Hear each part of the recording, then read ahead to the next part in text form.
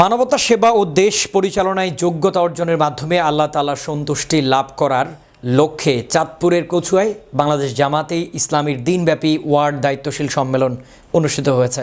কচুয়া প্রতিনিধি জানান, শনিবার কচুয়া বঙ্গবন্ধু সরকারি ডিগ্রি কলেজ মিলনায়তনে বাংলাদেশ জামাতে ইসলামীর কচুয়া উপজেলার আমির অ্যাডভোকেট আবু তাহের মেজবার সভাপতিত্বে প্রধান অতিথি হিসেবে বর্তমান পরিস্থিতিতে ওয়ার্ড দায়িত্বশীলদের করণীয় সম্পর্কে বক্তব্য রাখেন।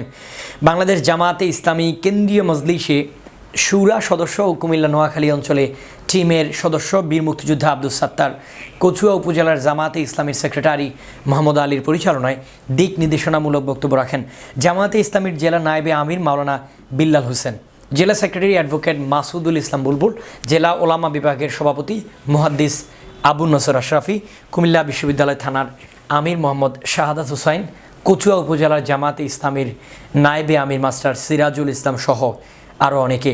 এ সময় বৈরী আবহাওয়ায় উপেক্ষা করে উপজেলার ১১৭ ওয়ার্ডের দায়িত্বশীলগণ উপস্থিত ছিলেন।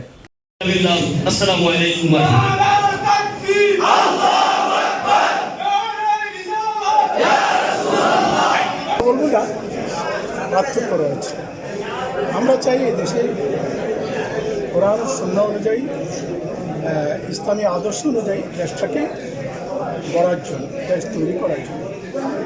আর আমাদের বন্ধু সংগঠন বিএনপি চায় জিয়াউর রহমান কর্তৃক প্রদত্ত আদর্শ অনুযায়ী দেশ পরিচালনা করার জন্য। সেখানে ইসলাম নিয়ে প্রতিষ্ঠা করতে হবে এমন আদর্শ।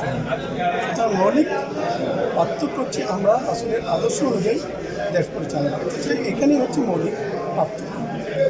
আর যেটা বলছেন তাদের সাথে আমাদের দ্বন্দ্ব নেই, তারা তাদের লাইনে কাজ করছেন, আমরা আমাদের লাইনে কাজ করছি, এবং এটি হচ্ছে গণতন্ত্রের ভাষা। জনগণের কাছে উভয় দাওয়াত দিয়ে যাওয়ার পরে জনগণ যাকে অ্যাকসেপ্ট করবে, আমাদের যে আদর্শ, এই আদর্শ জনগণ অন্তরে অন্তঃস্থল থেকে গ্রহণ করে নিয়েছে। ২ নম্বর কারণ হলো তারা আমাদের কর্মী বাহিনীদেরকে দেখতে পাচ্ছে, তাদের সাথে চলাফেরা করে, তাদের সাথে কাজকর্ম করে, লেনদেন কাজ কারবার করে। তারা দেখতে পাচ্ছে যে আমাদের লোকেরা কোথাও লুটপাট করে না, চাঁদাবাজি করে না, মানুষের সাথে অন্যায় করে না, মানুষের প্রতি অবিচার করে না, কারো সম্পদ লুণ্ঠন করে খায় না। এইটা জনগণকে সবচেয়ে বেশি আকৃষ্ট করছে।